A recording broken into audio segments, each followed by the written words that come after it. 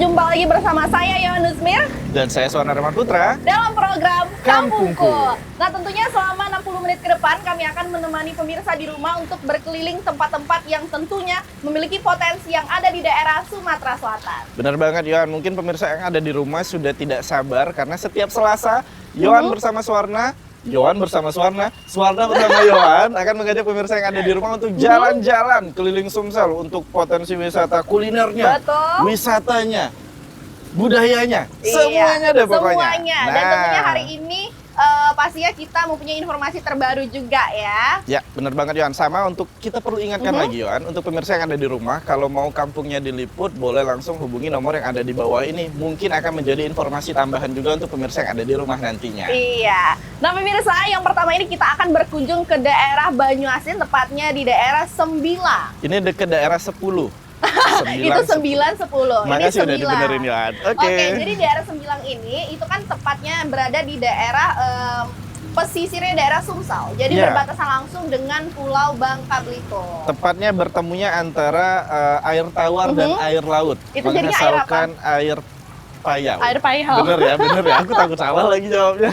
Nah, pemirsa, di daerah Sembilang ini kalau misalnya masyarakat yang tinggal di daerah pesisir tentunya rata-rata bermata pencarian sebagai seorang nelayan. Betul banget Yohan, karena memang pada dasarnya dahulu kalau kita rujuk lagi kepada masa zaman-zaman yang udah lama-lama ini Yohan, dahulu itu banyaknya rumahnya itu hanya sebatas bagan. Iya. Bagan itu kalau bisa kita bilang adalah rumah pondok yang didirikan di tengah laut ataupun bibir pantai.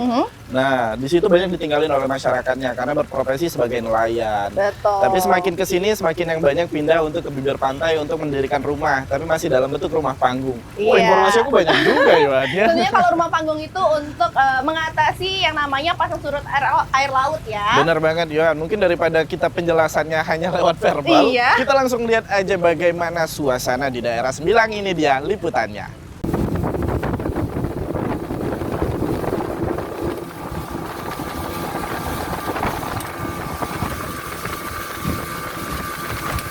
Letak geografis pulau ini terbilang jauh dari pusat kota, sehingga diperlukan sekitar 4 jam perjalanan laut dari kota Palembang.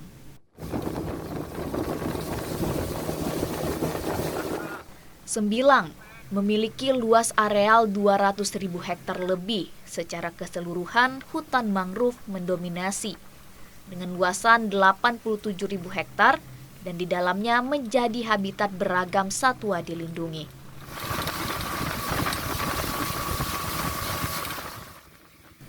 Kampung ini telah ada sejak tahun 1980-an, yang awalnya hanya rumah-rumah bagan kecil di tengah laut, dan akhirnya berkembang ke bibir pantai berlumpur, sehingga membuat perkampungan baru.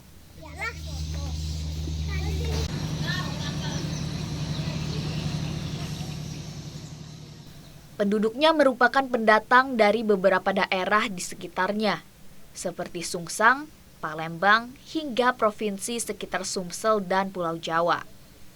Mereka menempati kampung itu dengan profesi sebagai nelayan.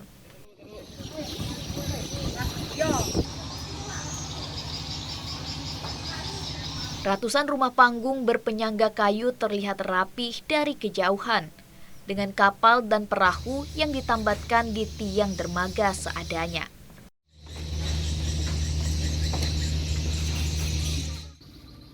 Nampak beberapa nelayan sibuk membersihkan sampah dan dedaunan pada jaring ikan yang terbawa saat melaut.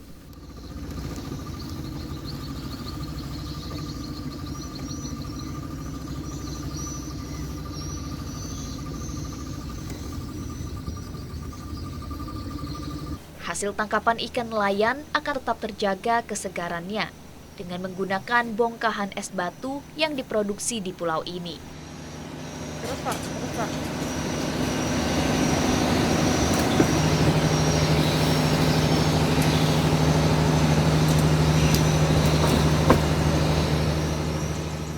Salah seorang nelayan yang juga menjadi pembuat es batu mengungkapkan, pabrik pembuatan es batu terus beroperasi karena hampir seluruh warga di Kampung Sembilang berprofesi sebagai nelayan. Tergantung yang adanya. Nah, Biasanya dihitung per box apa per batangan? Batangan. Batangan sampai berapa batang? Sering makan 100. 100 batang. Itu untuk satu hari. Ya. Kalau yang diserut Kalau isinya satu beber nih 5 batang. 5 batang. Biasanya untuk saat sekarang gimana Pak untuk kebutuhan es batunya? Kebutuhan ikan. Hah? Ikan. Untuk ikan ya? Begitulah cerita warga kampung nelayan di C9 yang terletak di pesisir Provinsi Sumatera Selatan, yang secara administratif kampung ini masuk dalam Desa Sungsang 4, Kecamatan Banyuasin 2, Kabupaten Banyuasin, Sumatera Selatan.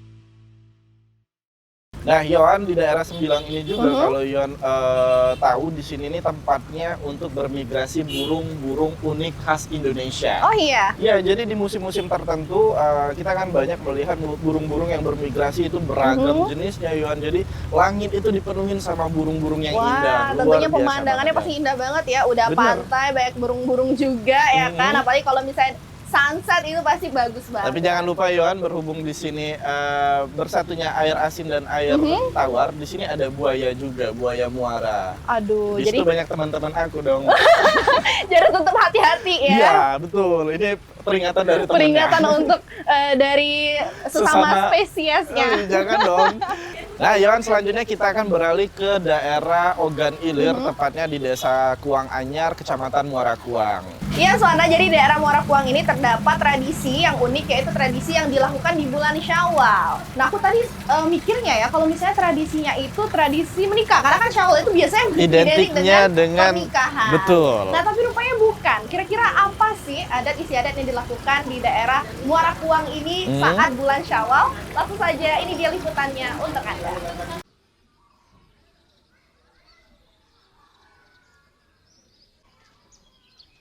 Desa Kuang Anyar berada di Kecamatan Muara Kuang, Kabupaten Ogan Ilir. Desa ini merupakan daerah desa perlintasan Kabupaten Ogan Ilir menuju Kota Batu Raja. Namun ciri khas dari desa ini masih terlihat asli, dengan dimanfaatkannya sungai sebagai transportasi masyarakat. Oh, baca wah lihai kena.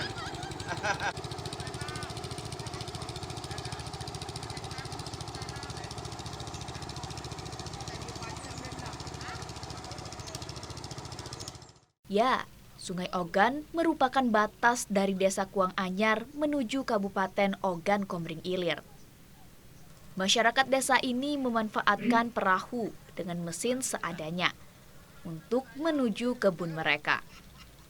Karet, duku, kelapa sawit, dan jeruk menjadi komoditas pertanian yang dikembangkan di desa ini. Di desa ini sebagian rumah warganya merupakan rumah limas pondasi atau disebut rumah panggung.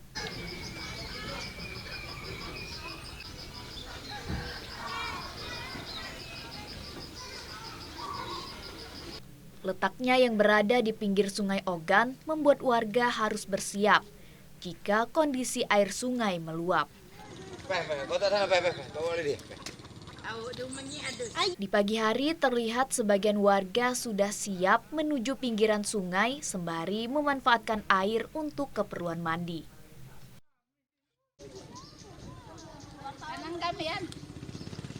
Iya, wow. Mana ya toh? Ya toh mana?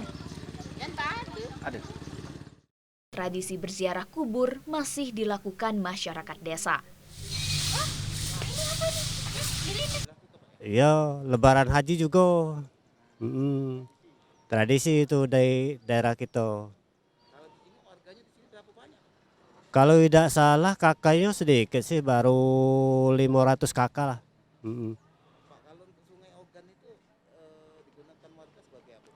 Oh, selain untuk alat transportasi itu digunakan untuk cuci biasanya kan? Iya. Kalau zaman dulu kan untuk apa namanya itu bawa alat misalnya kayu kan itu biasanya di karet. Masih jalo. Hmm.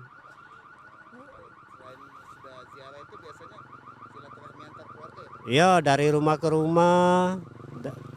Ya apa namanya itu? Sanjo kan, sanjo ke tempat nenek-nenek kan, keluarga-keluarga kita dekat, juga tetangga. Warga di desa ini juga memiliki kebiasaan saling bersilaturahmi ke tetangga sekitar. Silaturahmi ini menjadi tradisi turun-temurun yang dilakukan warga desa. Silaturahmi ini menjadi tradisi turun-temurun yang dilakukan warga desa hingga saat ini, yang dinilai banyak memberikan manfaat terutama dalam hal kekompakan antar warga desa. Tradisi warga di desa Kuang Anyar, Muara Kuang ini memiliki makna tersendiri dalam memperkuat rasa kekeluargaan antara warga desa. Hal ini tentu saja memberi nilai positif dalam membangun kebersamaan di antara warga.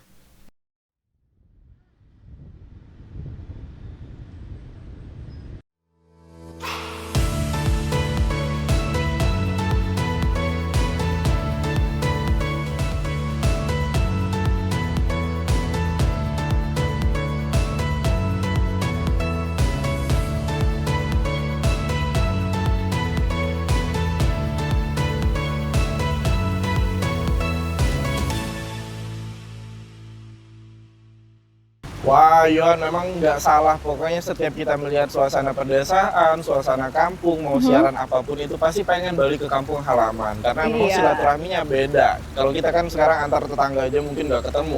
Karena berangkat pagi, pulangnya udah pagi lagi. Malam ya, kayak lagu malam jadi ya. Nah, kalau di kampung itu otomatis kita pergi-pagi saling sapa, mungkin juga bisa sarapan bareng dan juga pulangnya masih. Iya, betul banget. Apalagi kalau misalnya lagi ngadain acara. Kekompakannya itu ya. Kekompakannya, gotong royongnya, gosip di dapurnya, itu yang dirindukan sama masyarakat kita. Nah pemirsa, kami masih akan menyajikan beberapa informasi unik tentang daerah yang berada di daerah Sumsel. Namun setelah jeda pariwara berikut ini tetap bersama kami dalam program Kampungku.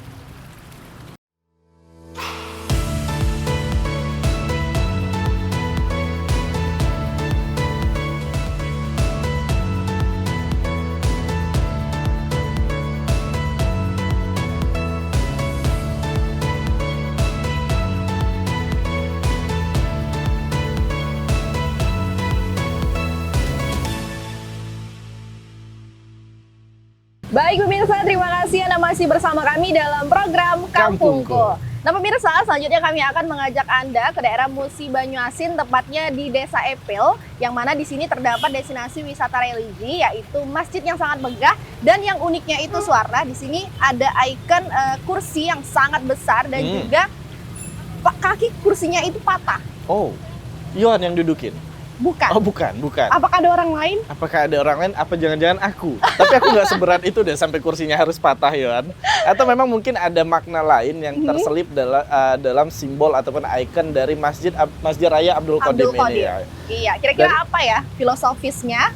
Daripada kita menebak-nebak dan juga pasti salah jawabannya, Yohan, mending langsung saja kita saksikan. Ini dia liputannya tentang Masjid Raya Abdul Qadim.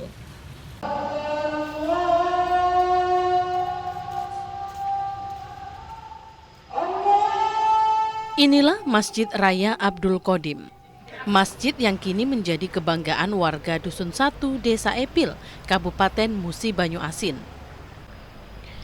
Meskipun belum lama digunakan, namun keberadaan masjid ini cukup ramai didatangi warga lokal maupun pendatang. Baik untuk beribadah atau sekedar berwisata religi dan bersuap foto. Karena bangunan masjid yang tak biasa dengan ikon cukup unik berupa kursi yang berkaki 3 atau satu kakinya patah. Pemirsa, sejak didirikan tahun 2018 dan baru difungsikan beberapa bulan terakhir, keberadaan Masjid Raya Abdul Qadim ini ternyata membawa magnet tersendiri bagi penduduk lokal Desa Epil, Kecamatan Lais, Kabupaten Musi Banyuasin, dan juga bagi warga pendatang. Sejauh mana keberadaan masjid ini memberikan kesejahteraan bagi warga sekitar, kita saksikan Kampung Tugu.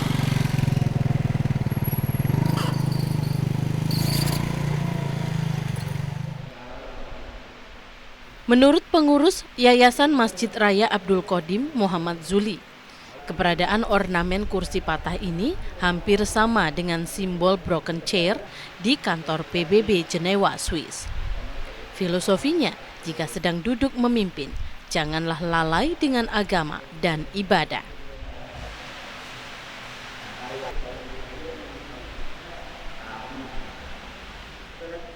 Hal ini tentu menjadi pengingat khususnya bagi warga lokal untuk terus dapat menghidupkan masjid dengan berbagai kegiatan ibadah dan keagamaan lainnya. Alhamdulillah sudah dipakai juga. Ini hari Lebaran sudah. Ya, kalau untuk pembangunan masjid ini gabungan dari luar dan yang ini. Ini kursi itu kalau dikatakan belum selesai, itulah sudah selesai. Cuman kakinya buruk, jadi patah lah kakinya. Nah, makanya simbol untuk masjid ini kursi patah. Masjid yang berdiri di atas lahan seluas 5.625 meter persegi ini menjadi masjid termegah dengan ornamen cukup unik yang didatangkan dari Pulau Jawa dan diimpor dari Italia, seperti marmer lantai dan dindingnya. Barang siapa tidak memperhatikannya, maka sia-sialah pahala jemaah Jumatnya. Masjid ini kini menjadi pusat destinasi religi baru di Indonesia, sehingga memberikan kontribusi positif bagi warga Kabupaten Musi Banyuasin. Ya, seperti bangganya teman. Terus menjadi suatu kebanggaan tersendiri lah. Iya, 24 jam. 24 jam bagi warga pendatang gitu? Pendatang juga, warga dan masyarakat sekitar juga. Baik. Ya, sudah dipakai 5 waktu. 5 waktu. Majelis taklim, ini ibu-ibu, dia udah itu rutin 1 minggu 1 kali setiap Rabu, habis zuhur, yaitu belajar TPA. Tak kurang dari ratusan warga setiap harinya berkunjung ke masjid ini, baik untuk beribadah maupun bersantai di halaman masjid, sembari memandang kemegahan masjid untuk bersuah foto.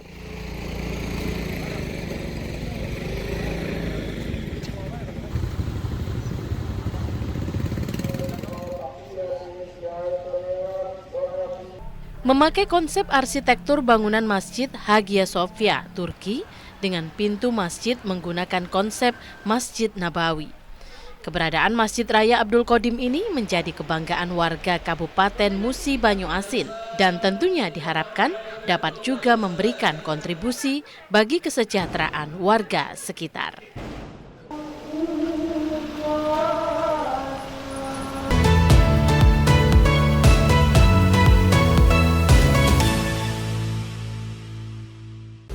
Wah, Suwarna, ternyata kursi ini itu sama dengan ikon yang berada di kantor PBB Swiss, yaitu broken chair, yang mana ini mempunyai filosofi yaitu kalau misalnya kita itu memimpin tidak boleh lalai dan harus juga berdasarkan agama. Iya, benar banget Yohan, dan juga memang sebagai sholat sebagai salah satu tiang agama. Betul. Jadi mungkin ini sebagai pengingat juga ya, bahwa ketika salah satu tiang ini tidak kita tegakkan dengan sempurna, maka tidak akan seimbang lah dari kursinya. Oh, rupanya itu filosofinya Yohan. Bukan karena didudukin orang ya. Betul. Iya. Dan juga tadi aku juga sempat baca ya, kalau misalnya arsitekturnya ini mirip-mirip dengan Masjid Hagia Sophia yang berada di Turki, dan juga pintunya itu mengikuti arsitektur dari Masjid Nabawi. Jadi banyak sekali mix and match di masjid ini ya. Ya, supaya memang salah satunya selain bisa menjadi tempat wisata religi, tentunya juga untuk membuat umat nyaman dalam beribadah dan juga sholat di dalamnya. Jadi tidak heran kalau banyak sekali masyarakat yang berkunjung ke sana karena megah sekali dan juga bagus sekali ya masjid ini.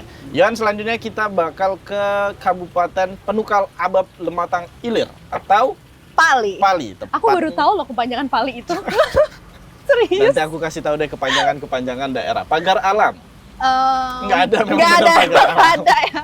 Nah, Yohan, selanjutnya kita ke Desa Sungai Langan. Ini di sini desa yang salah satunya akan dicanangkan menjadi Desa Pancasila. Kenapa itu? Oh, karena memang nilai-nilai Pancasila yang seperti kita tahu, mulai dari gotong royong, saling menghargai, kekompakan, dan lain-lainnya, ini tergambar dan tercermin jelas dari aktivitas masyarakat di Desa Sungai Langan ini, Yohan. Oh, berarti memang kegiatan gotong royong itu sangat ditanamkan sekali di daerah ini ya. Bener banget, Yohan. Mungkin belum lama ini kita memperingati hari lahirnya Pancasila. Betul. Dengan liputan ini juga mungkin bisa membangkitkan semangat Pancasila kita kembali, Yohan. Langsung saja ini saksikan kita liputannya.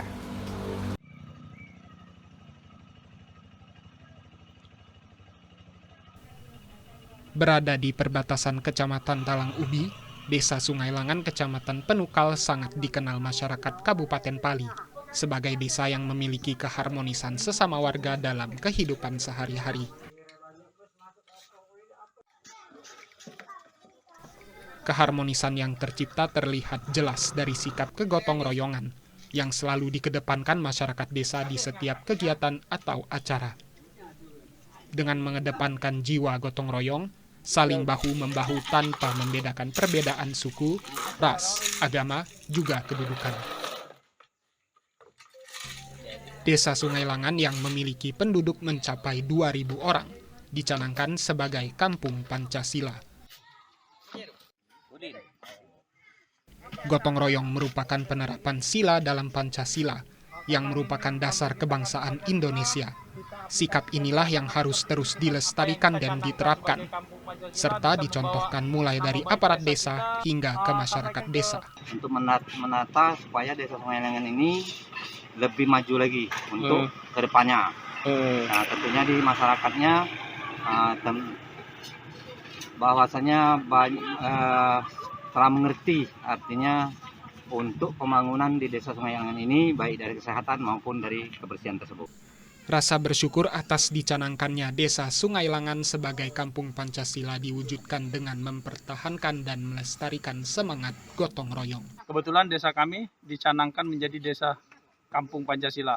Yang saya tanamkan terutama nilai gotong royong. Saya ingin mengangkat lagi nilai gotong royong yang sekarang sudah memudar. Saya ingin jiwa gotong royong tetap ada khususnya di Desa Sungai Langan ini agar apa yang telah kami susun, kami inginkan bisa berjalan sesuai dengan yang kami inginkan. Terutama seperti ini, saya ingin melihat masyarakat salah satu masjid yang kami bangun ini, kami swadaya, kami bergotong royong, didukung oleh Pemdes kami, oleh Kades kami, oleh yang lain dan juga dari masyarakat yang lainnya, Pak.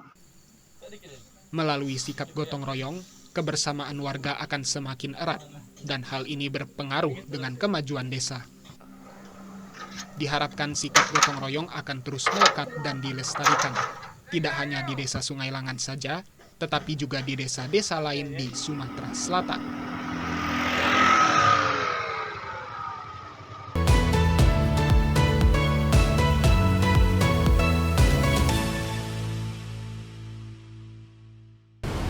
Nah, Yohan, semoga dengan liputan tadi bisa menjadi contoh juga untuk desa-desa lainnya. Karena memang kalau kita membahas Sumatera Selatan secara keseluruhan, mungkin ada ribuan desa-desa yang ada di daerahnya. Nah, ini juga bisa menjadikan pedoman dan motivasi supaya kita bisa menjadi desa percontohan dan bisa menjadi desa Pancasila. Betul, dan juga tentunya ini memotivasi masyarakat agar lebih hidup rukun dan juga damai. Bener banget, Yohan. Nah, selanjutnya kita akan ke daerah mana lagi? Kita akan membahas apa lagi? Salah satunya kalau aku boleh kasih spoiler dikit, Yohan, kita akan membahas salah satunya tentang musik dan juga tentang Islam. Musik Islam, kira-kira apakah itu? Apakah nasyid? Apakah hadro? Aku ke spoiler sih. Makanya nanti kita akan membahas tentang hadro. Jangan kemana-mana, tetap di Kampungku.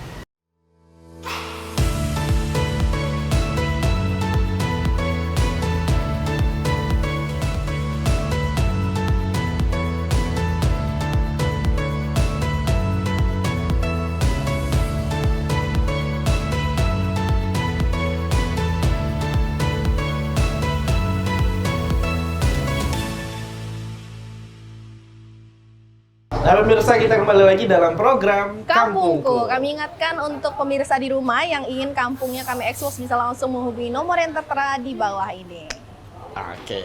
Nah, Yohan, kita akan berkeliling kembali. Tadi sebelumnya aku udah spoiler dikit nih bahwa kita akan membahas salah satunya tentang musik dan juga tentang Islam. Iya. Oh, tahu nggak Yohan apa? Biasanya kalau misalnya udah identik dengan namanya Islami, musik itu nggak jauh-jauh dari hadro atau nasyid. Nah, ini kita Betul mau banget. hadro atau nasyid? Kita mau hadro.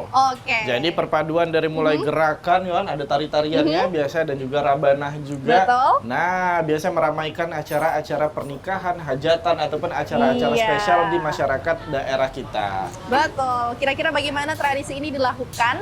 Ini berada di daerah, tadi kita sempat lupa juga ya, kasih tahu ini ada di daerah Batu Raja. Batu Raja Barat di Ogan Komering Ulu. Betul. Kira-kira bagaimana tradisi ini dilakukan masyarakat sekitar? Langsung saja ini dia liputannya untuk Anda di rumah.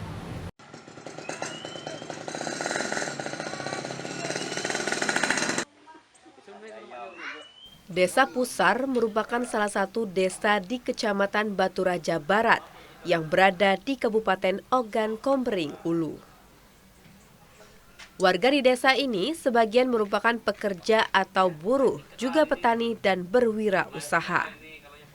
Sementara di desa ini juga tengah digeliatkan objek wisata Kubangan Naga di Bukit Katung yang berada tidak jauh dari Balai Desa Pusar.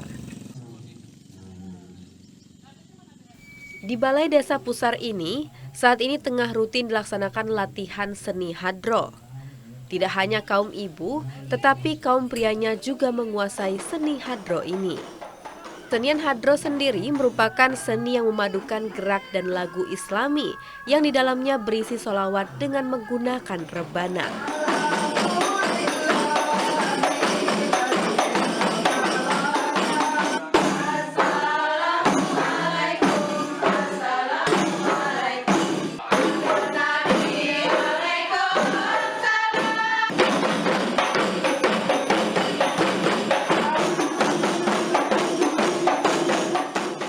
Kaum ibu di desa ini rutin melakukan latihan 3 kali seminggu agar keterampilan dalam seni hadro mereka semakin meningkat.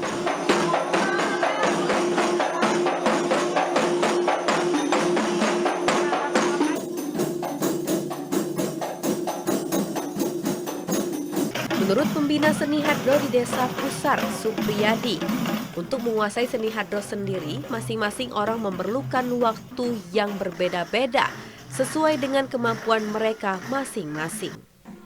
Paling tidak, mereka sudah mempelajari dasar-dasar seni hadro. Seni hadro di desa ini juga telah menorehkan prestasi membanggakan, bahkan hingga ke tingkat provinsi. Alhamdulillah, grup hadra bapak-bapak khususnya Tunas Muda ini itu sudah melanglang buana ke luar provinsi. Dan pada tahun 1985 itu sering sekali itu mengisi taman budaya Sriwijaya di Palembang. Kalau untuk yang sekarang Pak, yang ibu-ibunya gimana? Ibu-ibu itu baru tumbuh, kalau tidak salah itu baru 6 bulan yang lalu. Kita bina dan sampai saat ini perkembangan tumbuh sungguh sangat pesat. Bahkan itu sudah bisa melayani arak-arakan, persedekahan ataupun pernikahan daripada warga. Kepala Desa Pusar Zainuddin berharap seni hadro di desa ini terus berkembang, apalagi melihat kepopuleran hadro di desa ini karena sering diundang untuk tampil di berbagai kegiatan dan hajatan warga desa. Sangat maju pesat karena memang berdiri sudah lama, kita tidak tahu kapan berdirinya, namun sekarang ini kita galakkan, alhamdulillah sekarang tambah maju. Alhamdulillah. Melalui seni hadro ini tidak hanya melestarikan tradisi budaya Islami di lingkungan warga desa, tetapi juga mampu menjadi penambah penghasilan keluarga.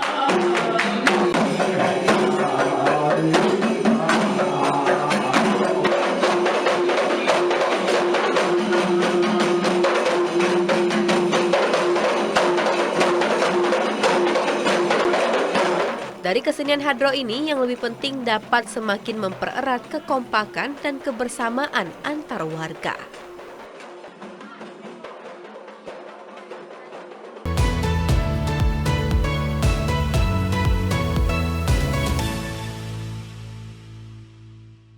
Waduh, ngelihatnya tadi itu seru banget ya Suwarna. Apalagi kalau misalnya aku tuh udah cita-cita banget kalau misalnya mau nikah ada namanya momen pengajian, aku mau ada diadain hadroh. Karena itu tuh seru banget tau, kayak Bener. musik terus juga nyanyi-nyanyi gambus lagu-lagu Arab itu. Aku dulu sunat pakai hadroh. Oh iya. Enggak. Pengennya. Iya, pengennya aku pakai hadroh gitu. Masa? Iya. Rame, aku sarungan gitu kan. Kamu ikut ini juga nggak? Aku Gerak-gerak ikut hadroh gerak-gerak juga? gitu. Oh, udah bisa ya? Udah bisa Udah dong. bisa. Aku tuh pilot udah ini sarungnya aku. Nah, yang selanjutnya kita akan kemana lagi ini? Selanjutnya kita akan ke daerah kampung halaman tercinta, Di manakah tempatku dilahirkan dan dibesarkan, tempat ini aku kita dididik. kita kasih clue sedikit. Daerah ini sangat terkenal akan namanya durian dengan kualitas sangat baik. Oh, terima kasih atas pujiannya Yohan. Itu memang benar pemirsa bahwa daerah saya itu memiliki kualitas makanan dan masyarakatnya apa tuh artinya? Oke lah ya. Oke lah ya. Oke lah ya. Nah, kita akan ke 4 lawang Yohan. Ada 4 pintu berarti. Berarti Ada masuk 4 4 lawang bisa lewat 4 pintu gitu. Benar, itu kalau sejarahnya Yohan. Nah, jadi 4 lawang itu begini nih. Nah, itu di sini, terus Oke. bisa dari sini, bisa dari sini, dari sini, dari sini. Alright. Keren nggak? Makanya namanya 4 lawang. Makanya cari orang Kalau nanti 4 nambah lawang. 1 lagi berarti 5 lawang. 5 lawang. Jangan dong. Nah, Yohan, di 4 lawang ini kita akan membahas tentang salah satu produk panganan, tepatnya dari Desa Sungai Brau Hilir, Kecamatan Tebing Tinggi. Ini dekat banget sama tempat tinggal aku, Yohan. Jadi di situ tuh memproduksi kemplang. Oke, ternyata bukan terkenal akan hasil olahan durian saja, namun juga di sini terdapat hasil olahan yang terbuat dari tepung yaitu kemplang. Bener banget, Yohan. Mungkin orang awamnya taunya itu dari duren, kopi, betul. terus produk olahan lainnya itu jadi lempok dan lain-lainnya. Tapi ini mungkin tidak kalah juga. Mungkin orang taunya kemplang atau kerupuk dari Oki saja. Kita lihat bagaimana sih kalau kemplang dari 4 lawang. Apakah lezat seperti lempok? Iya pasti nggak kayak lempok sih, tapi Nggak, kayak maksudnya kan kemplang. lempok itu kualitasnya baik. Ya oke, Yohan. Apakah Oke, kemplang langsung itu- saja ini kita saksikan liputannya.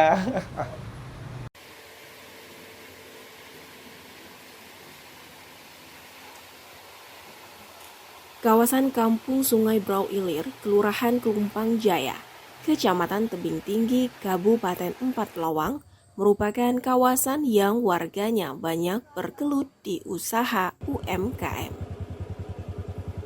Warga di kawasan padat penduduk ini sangat aktif dalam berwirausaha.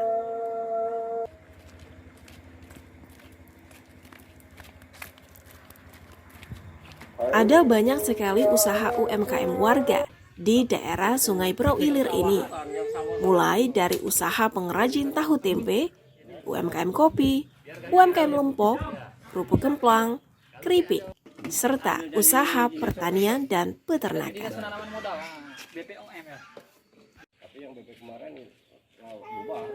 Kali ini kita akan melihat dari dekat usaha warga yang memanfaatkan olahan pembuatan kerupuk hingga menghasilkan ribuan produksi kerupuk setiap harinya. Di kampung Sungai Brau ini, sebagian warga memilih usaha pembuatan kerupuk sebagai mata pencarian mereka. Usaha ini bahkan turut menciptakan lapangan pekerjaan yang terlihat dari sebagian remaja bekerja di lokasi ini dengan sistem upahan. Para pemuda di lingkungan sekitar ini pun merasa terbantu dan turut merekatkan persaudaraan antar warga. Dalam satu hari, pemilik usaha dapat memproduksi 6.000 hingga 8.000 kerupuk dengan adonan 50 kg tepung tapioka dan campuran ikan. Paling-paling 50 kilo. Kalau 50 kilo itu menghasilkan berapa kerupuk? Kurang lebih 300. 300 ya? 300 pak. 300 pak kerupuk itu kali isinya 20. Dari per pak itu. Ribuan atau ratusan? Kalau ngitung per biji jadinya 20 6.000 biji. 6.000 biji. Satu hari kita produksi 6.000 biji. Iya. Nah, apa bahan-bahan yang digunakan? Bahan-bahannya tepung beras, gandum, garam, pakai ikan. Pakai ikan apa biasa kita pakai? Ikan laut, ikan giling. Ikan laut, ikan perbandingannya itu berapa Pak Kalau untuk 50 kilo kita pakai ikan paling 4 kilo kan. Sasanya 1 kilo. Garamnya kurang lebih 1,5 kilo. Di pabrik kerupuk ini, para pekerja masih membuat kerupuk dengan cara manual. Kerupuk yang dibuat secara manual akan terasa beda dan lebih gurih bila dimakan.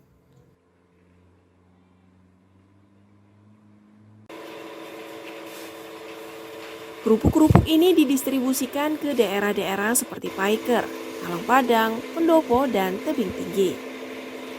Majunya produksi kerupuk ini tentu saja berpengaruh terhadap kesejahteraan warganya.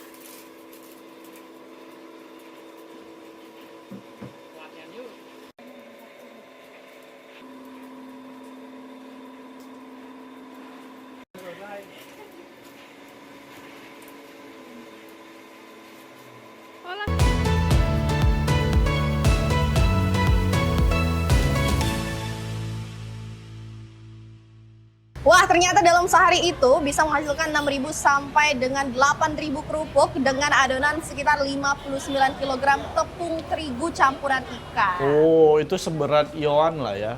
Ah, nggak seberat itu. Nggak seberat itu. Nggak seberat, sorry Yohan. Sorry. Nah Yohan, daripada aku nanti makin salah ngomongnya, mending kita jeda pariwara dulu.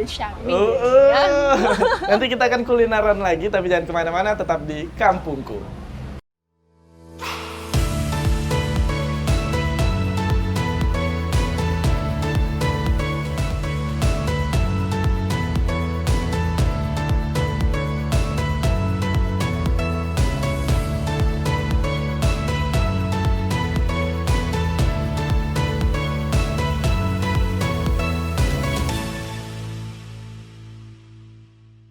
Pemirsa, terima kasih Anda masih bersama kami dalam program Kampungku. Nah pemirsa, kayak akan kuliner, tidak heran jika kota Palembang dijuluki sebagai kota kuliner. Bener banget Yohan.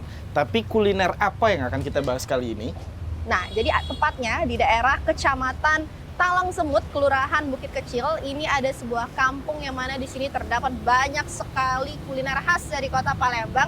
Jadi tidak heran kalau kampung ini dijuluki sebagai kampung kuliner kota Palembang. Langsung saja kita kulineran bareng pemirsa untuk melihat ada apa aja sih di daerah Talang Semut ini. Kulineran seperti apa yang akan kita coba? Langsung saja kita saksikan. Ini dia liputannya.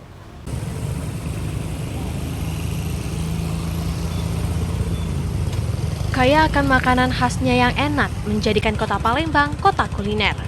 Seperti yang ada di Kecamatan Talang Semut, Kelurahan Bukit Kecil yang dijuluki sebagai kampung kuliner yang wajib Anda kunjungi.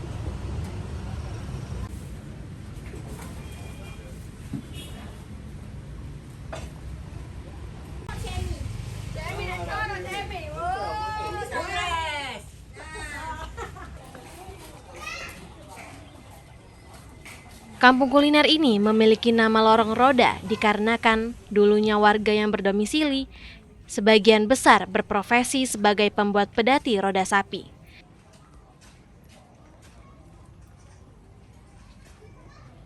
Namun kini sebagian warga menekuni penjualan makanan khas kota Palembang.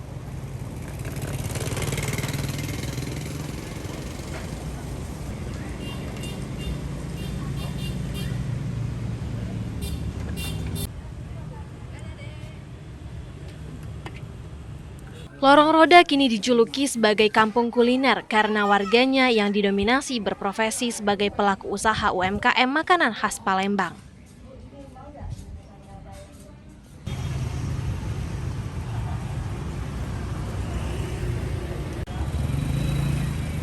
Menyajikan berbagai makanan khas kota Palembang yang dapat dijadikan menu sarapan pagi, mulai dari model, burgo, hingga mie celor.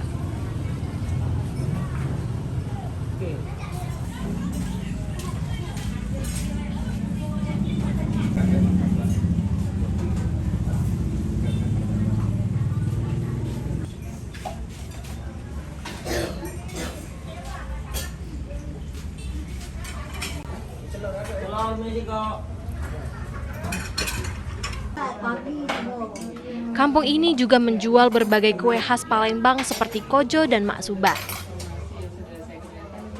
Yeni, warga asli Lorong Roda, sudah memulai usaha kue khas Palembang sejak tahun 2014. Ia mengaku tidak hanya menerima pesanan dari perorangan, namun juga dari perkantoran dan instansi. Olehnya dulu Ibu sebelum buka toko Harum kan jualannya netep.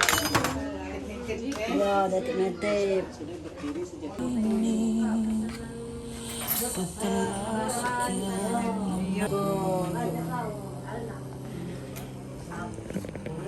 Produksi kue oleh warga Lorong Roda ini juga dijual di toko kue, sehingga warga dapat dengan mudah memilih kue yang mereka inginkan. Larinya ke sini ya.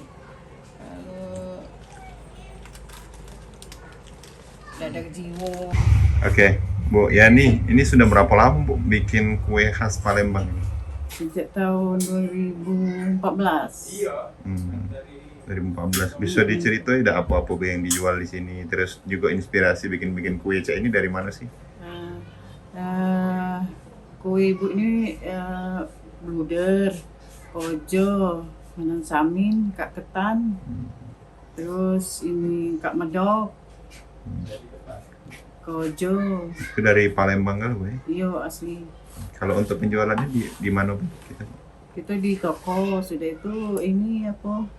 Kita terima untuk snack ya.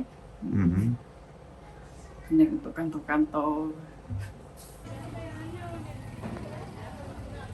Lorong Roda juga terpilih sebagai kampung gerakan Sumsel Mandiri Pangan, karena warga di kawasan ini bertanam sayur mayur, cabai, tomat, dan komoditas lainnya yang dapat menambah penghasilan keluarga.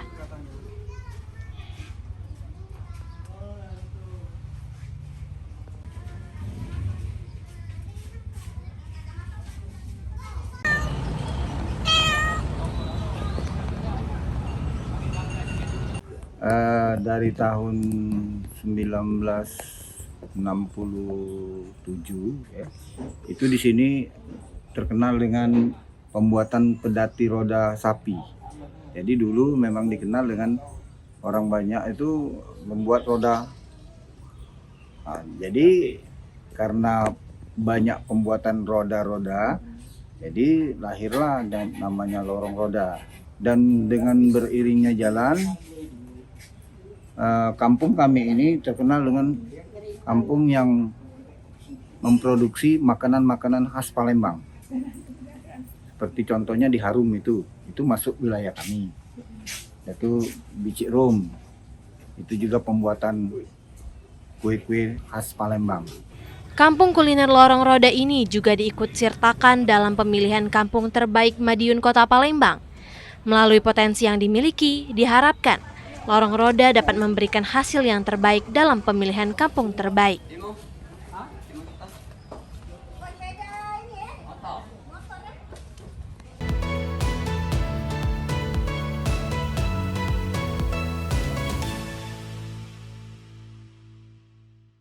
Oh, Yohan sebagai seorang pencinta kuliner. Sama?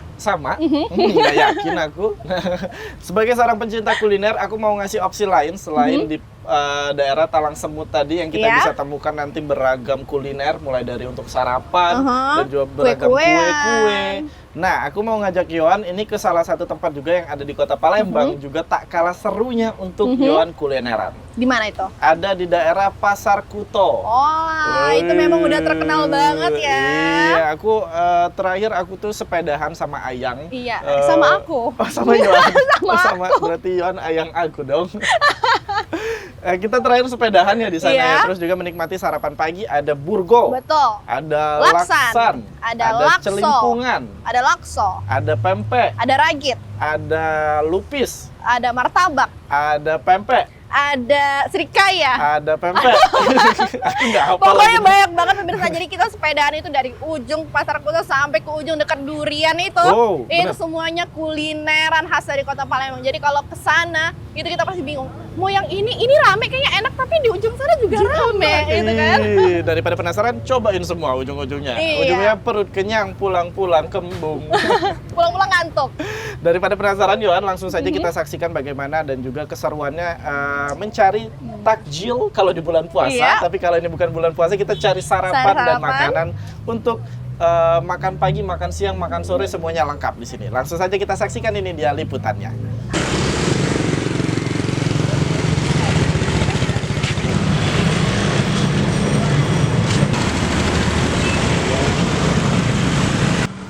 Jalan M. Isa adalah salah satu ruas jalan utama yang ada di kawasan Pasar Kuto, Kota Palembang. Setiap harinya warga sekitar menggunakan jalan ini untuk berbelanja kebutuhan di Pasar Kuto.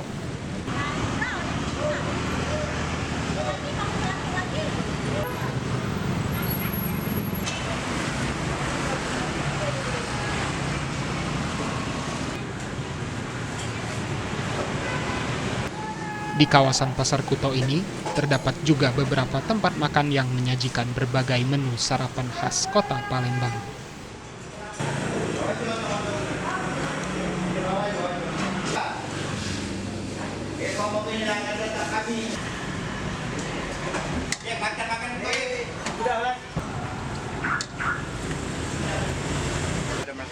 Anda dapat menikmati berbagai menu sarapan, seperti lakso, burgo, dan celimpungan. Tentunya menu-menu yang disajikan ini dapat memanjakan lidah Anda.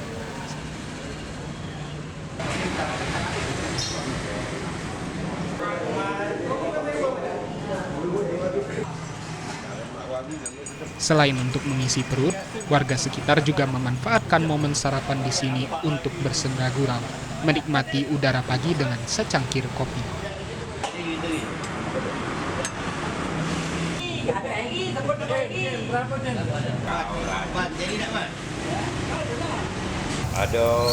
Ada burgo, ada lakso, ada laksan, ada celimpungan, ada ragit, ada lontong. Kalau paling laris ini bertabak, ragit.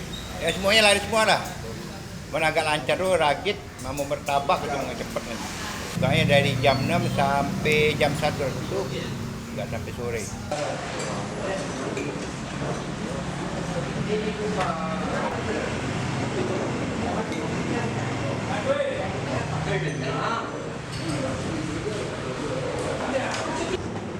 Selain menjadi tempat makan, berkumpulnya warga dari beragam latar belakang dapat menyatukan, sekaligus sebagai bukti keberagaman masyarakat Kota Palembang.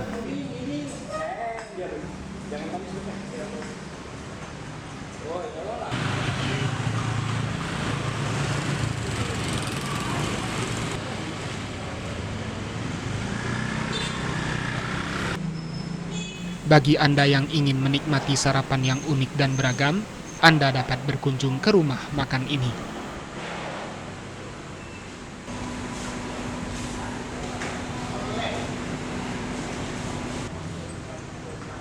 Selain makanan khas Palembang, juga disajikan menu sarapan khas India, seperti roti cane dan martabak telur.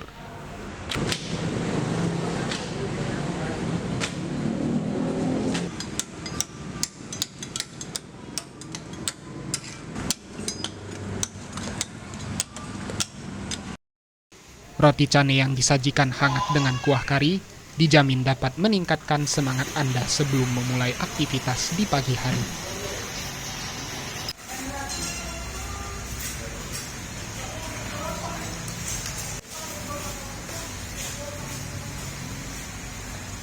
Kalau spesialnya itu kalau untuk roti cane, para pengunjung udah tahu di sini ada ciri khasnya. Jadi kalau orang beli ke sini sudah tahu ini pasti dari Mr. Cane, karena roti cane kita itu beda dari yang lainnya.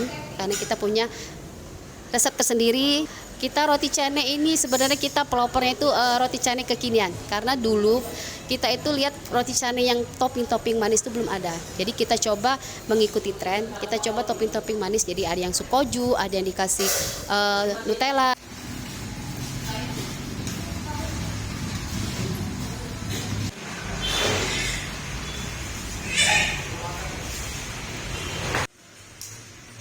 Dengan beragam menu sarapan yang disajikan, kawasan Pasar Kuto dapat menjadi salah satu tempat pilihan untuk memanjakan lidah sebelum memulai rutinitas.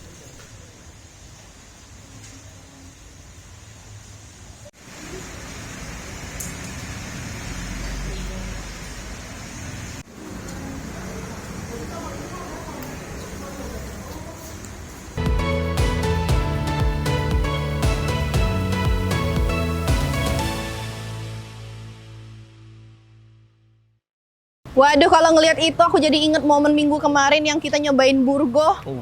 Enak banget ya. Enak banget, ikannya tuh teraso, iwaknya tuh teraso. Teraso nian, kuahnya tuh ya. Karena kan kalau burgo kan nggak pakai ikan. Oh enggak ya? Salah berarti, salah ya. Terus yang kita makan kemarin apa? Itu burgo tuh tepung ini. Tapi kuahnya pakai ikan. Kuahnya pakai ikan. Kuahnya pakai ikan. Nah pemirsa, jadi kalau misalnya nih ya pemirsa ke daerah Kuto itu rame. Waduh, nggak jadi gara-gara keramaian, nggak ada bisa tempat parkir, duduk. nggak ada tempat duduk, Ke Talang keramaian. Semut juga rame. Nah, ada opsi lain yaitu ke Trading Cafe karena di sini juga menyediakan sarapan yang bisa menjadi opsi jika Anda mau ngajakin teman-teman ataupun keluarga untuk sarapan pagi. Bener banget Yohan, selain dari memang tempatnya juga asik, bisa dilihat. Tadi kita udah syuting di daerah, ada daerah pondok-pondokannya Yohan, kayak di saung bambu, kayak di pedesaan-pedesaan gitu.